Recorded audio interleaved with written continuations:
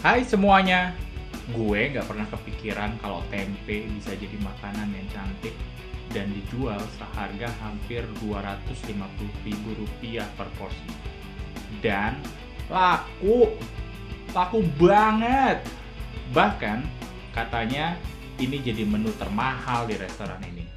Hari ini gue akan ngobrol dengan salah satu owner dari Bali Brunch, Galih Ganesha Putra Bulgamin, tentang rendang daging, rendang tempe, dan energinya yang luar biasa memperkenalkan kuliner Indonesia di Finlandia.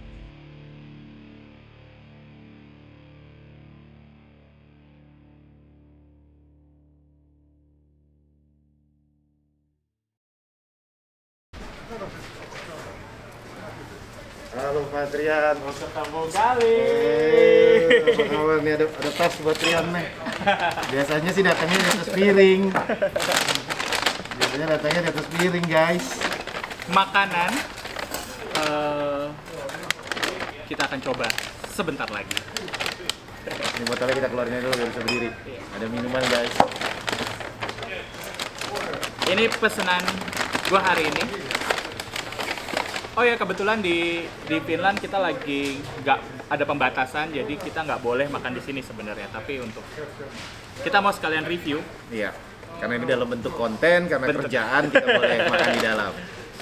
Cuma Trian. yes, Tapi still ini akan bentuknya take away harusnya semuanya. take away. Menu hari ini special. Ini the best yang selalu kita pesan di Bali Brunch. Ini tuh rendang, tapi uniknya adalah ini tempe. Jadi ini rendang tempe ya, Gal. Yoi, rendang tempe. Seru ya. Cuman di sini lo bisa nemuin rendang tapi tempe. Dan marketnya tuh luar biasa besar, benar? Iya. Karena tempe dan vegan itu lagi jadi sesuatu yang hits banget. Iya, lagi hits banget deh, lagi happening. Oke. Gal, gue sekalian makan boleh ya, Gal? Oh boleh dong, silakan man. Itu udah disiapin juga. Ini kita semua Ada garpu. semua paketnya kita guys, if you must know, ini semuanya eco friendly, jadi bisa langsung semuanya dibuang di bio, termasuk Termasuk garpunya. packagingnya dan garpunya semuanya bio. Iya. Oke. Sambil makan. Selamat makan. Jadi ini tempe rendang nih, ini kita biasanya bikinnya rendang, cuma lama-lama kita pikir gimana kalau masukin tempe, enak. Ini unik banget sih bentukannya.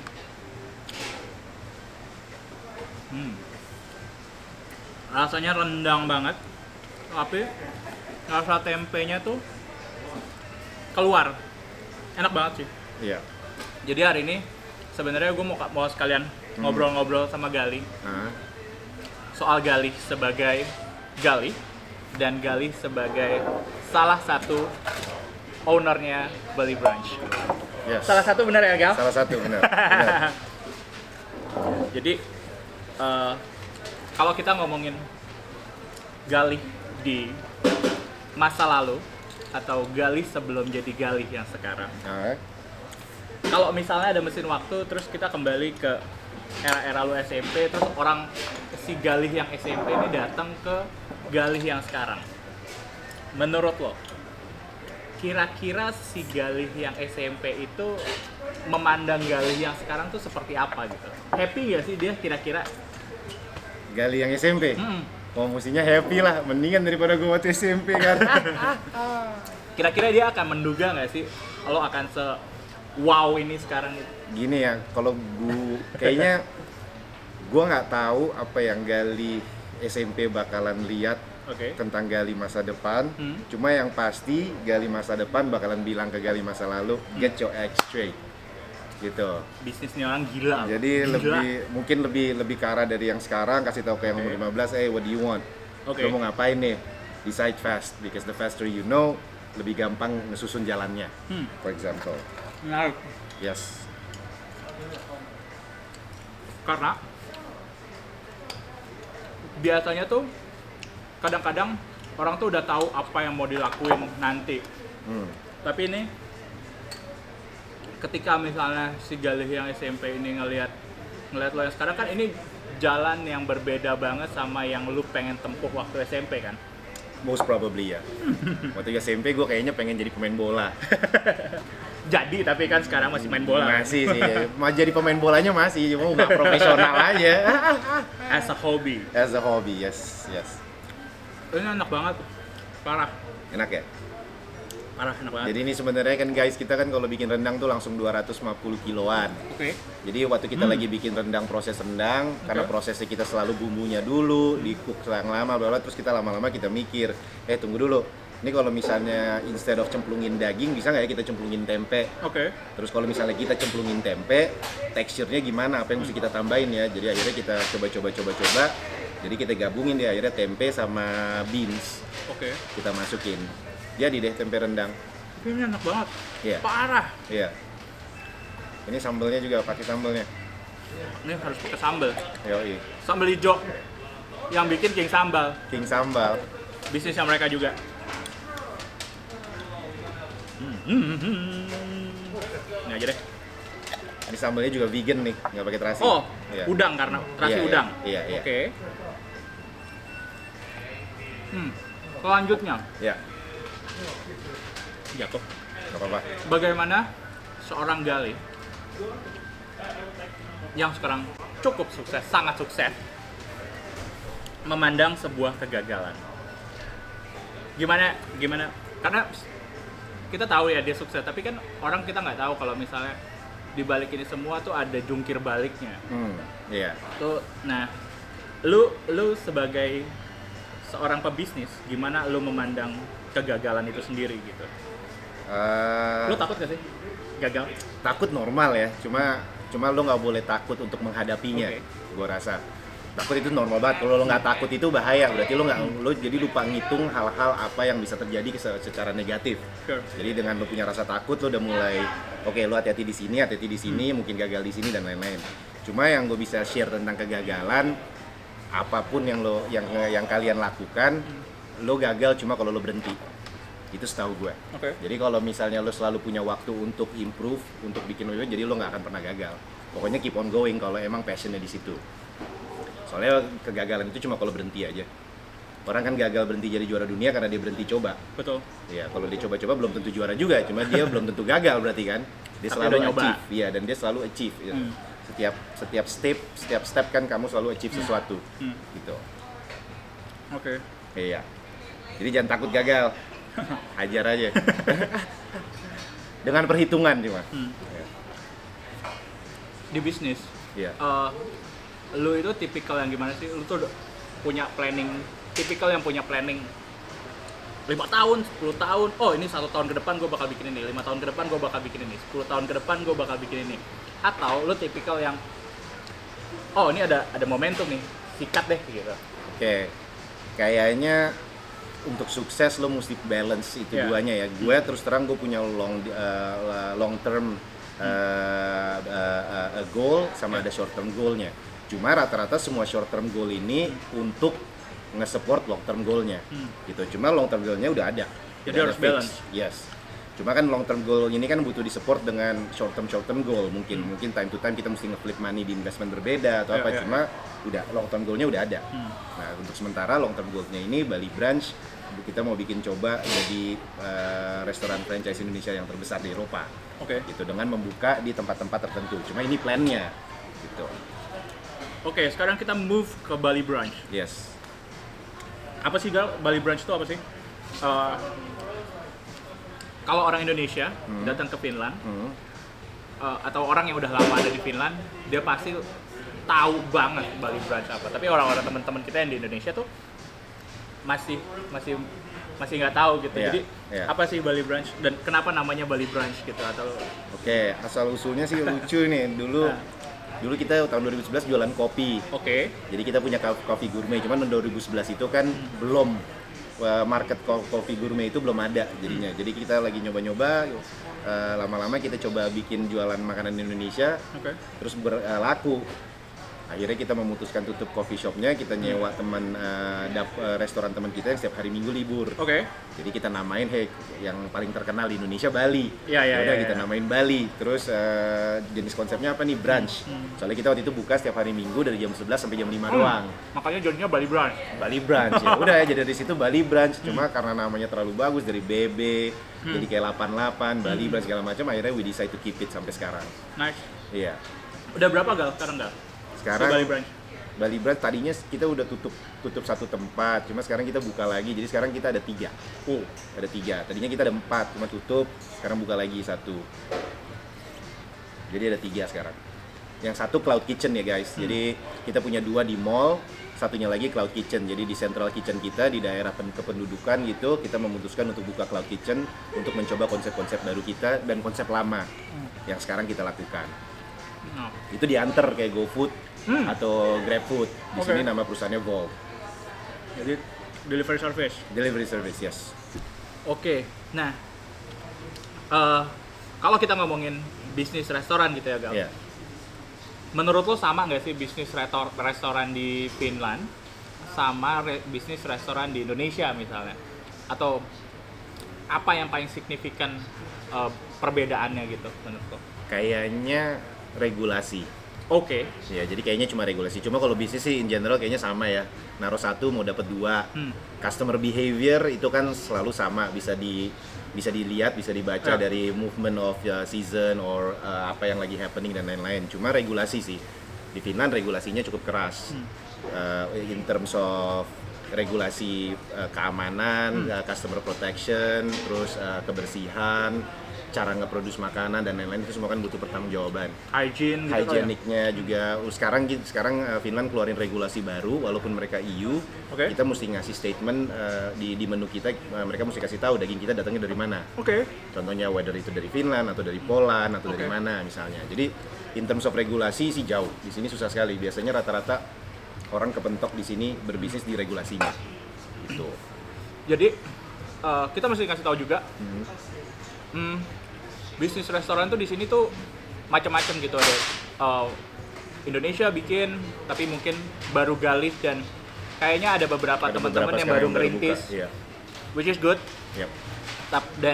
Tapi kalau misalnya by number restoran Indonesia itu jauh di bawah kayak misalnya restoran Vietnam, Thailand Iya. atau apa gitu. Iya. Lo ada saran nggak sih apa atau tips buat orang-orang Indonesia yang mau buka restoran di sini tuh what to do-nya gitu? Menurut lo tuh harus apa hal basicnya gitu? Karena kayaknya orang-orang Indonesia takut ya buka restoran di sini atau gimana?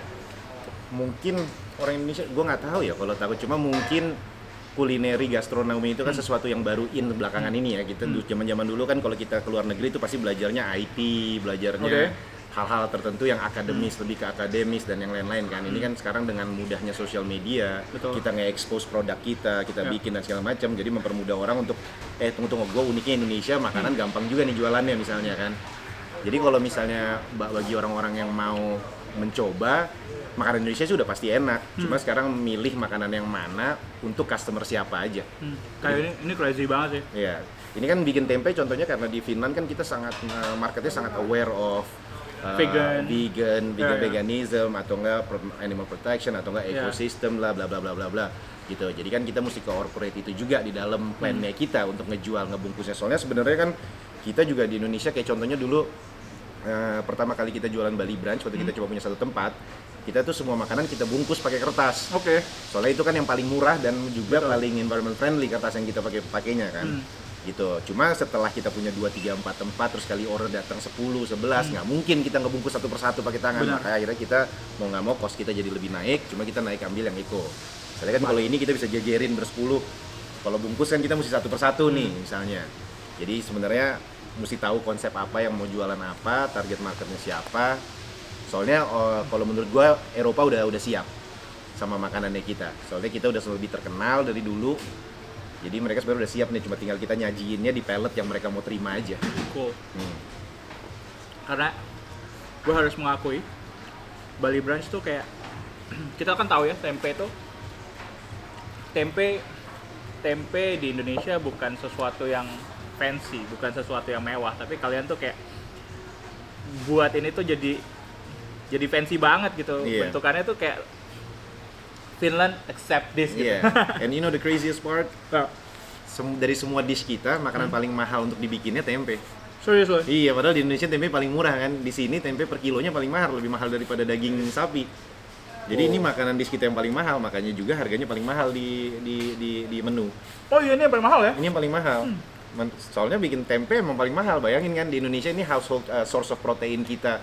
Kalau yang kita uangnya nggak berkecukupan loh. Iya, benar. Ya, dan benar, ini benar. udah beribu, udah mungkin gua nggak tahu udah berapa, mungkin setidaknya 1000 tahun lah di kultur kita. Sedangkan di sini baru mereka make a big fuss because this is an alternate of getting a more healthy or Benar. apa ya, lebih ethical protein misalnya. Jadi lucu juga. Ini kan rendang tempe. Terus Bali Brunch punya rendang juga, tapi bentuknya menarik. Dia bentuknya tuh kayak gini juga. Udah kesuwir-suwir. Udah kesuwir-suwir. Jadi memudahkan buat semua orang yang makan gitu. Iya. Itu tuh lucunya rendang di suwir-suwir tuh sebenarnya dari arah kita nge-service orang. Oke. Supaya setiap orang bisa dapat gram yang sama. Oh, Soalnya kalau dagingnya masih rada utuh itu kan susah tuh dimasukin ke dalam cetakan kan. Kalau udah disuir-suwir masukin ke cetakan, jadi kita ada room of error mungkin 10 gram per plate misalnya, 10 sampai 20 gram. Which is okay by customer. Cuma kan kalau kamu dapat 4 potong daging, tiba-tiba yang satunya cuma dapat 2 kan, ini bisa bahaya buat brandnya kita. betul.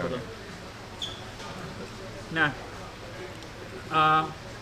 dari menu-menu yang menurut gue sih itu cukup crazy karena lu akan cuma menemukan menu-menu ini tuh di Bali Brunch. Nah, In my opinion. ke Finland mesti. Nanti ke Eropa moga-moga. Karena menu-menunya tuh sederhana banget ya, Gal. Iya. Bali Brunch tuh keluarin tempe, keluarin rendang, keluarin gado-gado. Iya. Tapi ketika kalian datang, kalian lihat semuanya gila, bentukannya beda. Question, Iya. siapa orang gila di belakang ini semua gitu? Maksudnya, kok kalian bisa sekreatif ini ngeluarin, oh ini gue mau bikin ini, oh ini, tapi semuanya boom sih semuanya. Sebenarnya ini dari trial and error. Oke. Jadi kan kita kan dari dulu grup nyoba-nyoba different makanan segala macam. Cuma yang paling sebenarnya ini momen yang ngerubah kita tuh, there was interesting point di mana kita waktu itu jualan yang Bali Brunch setiap hari Minggu doang. Oke. Jadi kita tuh di nasi di piringnya kita jual 15 euro brunch, ada rendang, ada sedikit gado-gado, gado-gado tuh ya istilahnya sayur kuah kacang lah. Terus kita ada telur dadar yang segitiga, semua segala macam. Udah bener kayak nasi campur di Indonesia deh. Gue punya teman satu datang, dia tuh orang marketing, orang branding. Dia datang, "Gal, your food is so great." Dia bilang, "Oh, thank you. Cuma masalahnya lu punya satu, ini kelihatan masih kayak rumah makanan." Oke. Jadi maksudnya makanan rumahan. Jadi di situ dimana kita belajar, tunggu dulu, gua nggak harus ngasih semuanya di dalam satu piring, Betul. gitu loh. Cuma yang pasti kalau gua ngasih satu protein, apa yang bisa gua komplement buat proteinnya? Udah pasti nasi. Udah butuh, dia butuh acar ya, itu coleslaw-nya kan yang asam-asam. Nah yogurtnya itu gara-gara kita makan di restoran Middle East. Oke. Gua itu makan kambing gitu, dia pas pakai yogurt. Pas gue makan, kok ini balance-nya lucu. Enak. Iya, coba deh kita cobain di rendang, balance-nya lucu juga. Ya itu akhirnya yogurt kita pakai gitu. Jadi ini sebenarnya kayak trial and error terus kita juga ngeliatin dari beberapa restoran yang sukses. Kita ngeliatin palette color-nya dia, toppingnya dia apa, terus bilang oke, dia pakai koriander, dia pakai ini. Oke deh, kita coba cek misalnya. Jadi sama kayak kita nge-produce desain sih jadinya. Karena ini benar-benar setiap yang makan Bali Brunch tuh kayak benar-benar ngerasain kayak makanannya colorful, ceria banget. Sama dong kayak orang-orang yang ceria. Kita kriteria meng-hire orang ceria nggak? Kalau nggak ceria jangan deh. Oh iya. Ceria. Orang-orangnya ceria-ceria banget. Ceria kan, Pak? Ceria kan? Tuh, ceria. Calon manajer, udah manajer sekarang Dewa. Waduh. Dia yang ngurus ready. Next question. Yes. Ini terlalu enak untuk dihabisin. Kayak sayang banget untuk dihabisin. Kalau misalnya lu cuma boleh milih salah satu dari makanan yang lu produce, kira-kira menu apa yang akan lo keep forever? buat lo makan terus? Gue kayaknya gado-gado. Soalnya gue udah hampir 40 bro. Jadi yang paling sehat aja deh. Vegan. Vegan gado-gado yang semuanya fresh pakai bumbu kacang, udah dijamin deh. Ada garlicnya, ada itu toge, tempe, tahu, udah lengkap.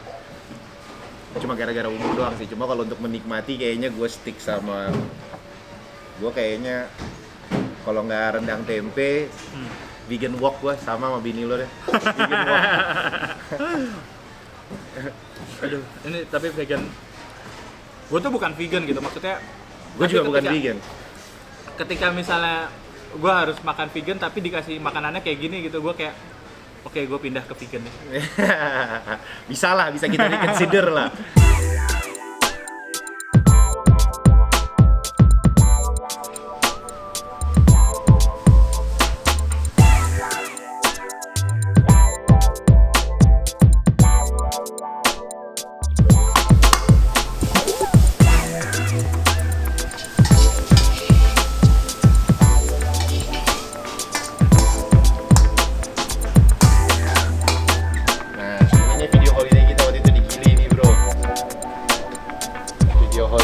Cara kita jadiin imajinasinya kalau makan makanan kita rasanya kayak gini ya nggak ada kayak di Bali di Gili kan, yang penting itu kalau suap rasanya kayak di sini. Kalau yang ini nih kita punya publishing recording studio, jadi ini artis-artis yang ada bikin lagu di studionya kita promotnya di restoran kita, double marketing cheese. Pak Dewa, manajernya ready. Halo. Sibuk banget kayaknya. Calon bisnismen. Kali-kali aja dia mau ngebuka kan franchise satu Bali Brand kan. Sekarang lagi menimba ilmu dulu bro. Mulai dari sini juga jualan jamu bro. Gara-gara pandemi orang kan semuanya mau hidup sehat, jadi kita kasih aja jamu. Obat kuatnya orang Indonesia ya kan. Dapur. Oi bro, selamat datang ke dapurnya Bali Brand. Jadi as you know bro, di sini nih tempat kita simpen orang. Oh enggak, sorry. Ini freezer tempat nyimpen daging. Bukan orang, ini oven, ini semua chiller, tempat-tempat stok kita, lime, dan lain-lain. Kosong bro, lagi laku. Ini juga sama, chiller-chiller buat semua petnya bro. Udah siap, jadi tinggal buka. Ini semua diantar dari Central Kitchen.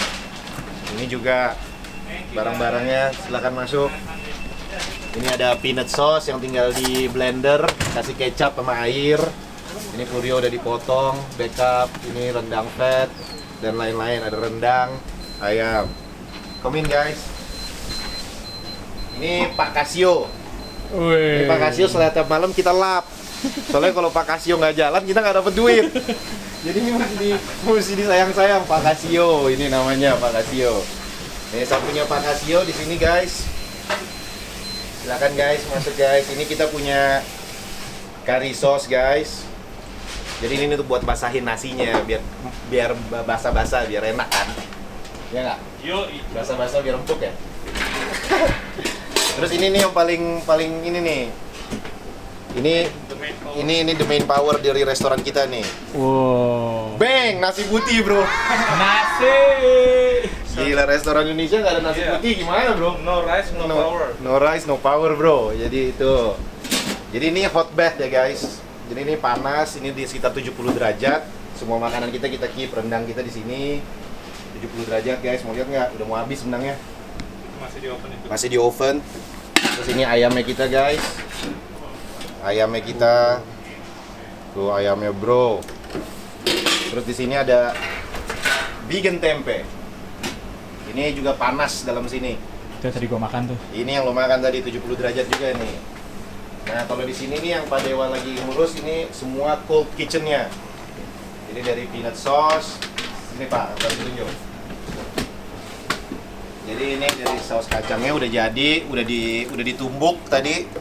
Ini bumbu kacangnya udah kita wes-wes, cuma di sini wes-wesnya nggak gini, begini ngeng.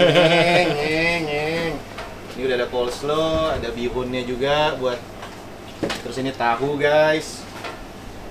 Tahunya ini colo-colo, pakai kecap, bom. Ini yogurt.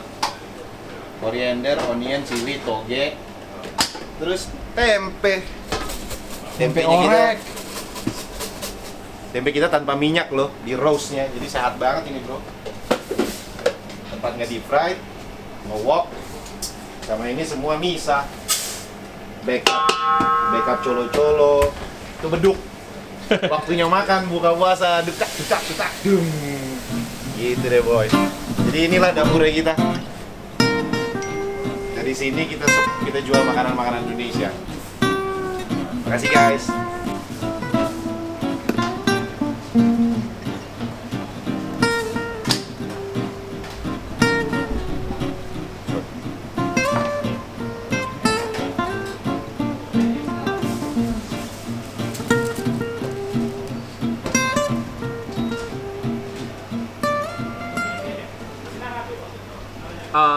Penutup sih sebenarnya. Yoi. Kita kan tahu ya, maksudnya restoran Indonesia tuh di sini lagi mau coba untuk beberapa udah bikin. Iya, iya. Karena sebelumnya Galih sempet jadi pemain tunggal. Iya. Bali Brunch itu pemain tunggal. Nah, ketika nanti misalnya ada restoran-restoran baru itu muncul, Iya. restoran Indonesia di sini, lu memandang itu sebagai gimana sih? Waduh, kompetitor nih atau gimana sih gitu? Kalau gue sampai buka emas nih buat Enggak, kalau gue karena kita pemain tunggal, ini gue udah sampaikan berkali-kali ya, gue sampaikan sama beberapa orang yang menurut gue bisa mendengar ucapan kita atau inspiratif kita, whatever, whatsoever. Jadi sebenarnya kalau kita, karena ini kita pemain tunggal kembali lagi, semakin banyak restoran Indonesia yang buka sekarang sebenarnya semakin baik buat kita. Jadi kita bisa bersaing dan kita bisa ngasih customer untuk mengambil kesimpulan mana makanan yang lebih enak, mana ini gitu loh. Itu kan satu hal. Yang kedua, semakin banyak restoran Indonesia, semakin terkenal Indonesia, which is semakin gampang buat kita untuk jualan juga. Gitu loh. Habis itu kita bisa nge-compete di kualitas sama offering, pricing dan lain-lain gitu loh. Jadi kalau menurut saya semakin banyak semakin bagus sih. Udah waktunya juga kok kalau menurut gua. Tuh dengerin, Nah, jangan takut. jangan takut. Kita aja nggak takut. Gila, begini aja udah 3 biasanya. Dan akan buka lagi. Iya, lagi Coming soon. Coming soon nih. Lagi mau buka konsep baru. Tungguin. Iya. Ini corona aja nih bikin rada apa tes. Dites dulu kita bisa capable nggak untuk survive. Oke. Iya. Well, thank you. Sekian dulu sama Galihnya. Yes. Sampai jumpa di lain kesempatan. Bye-bye. Bye.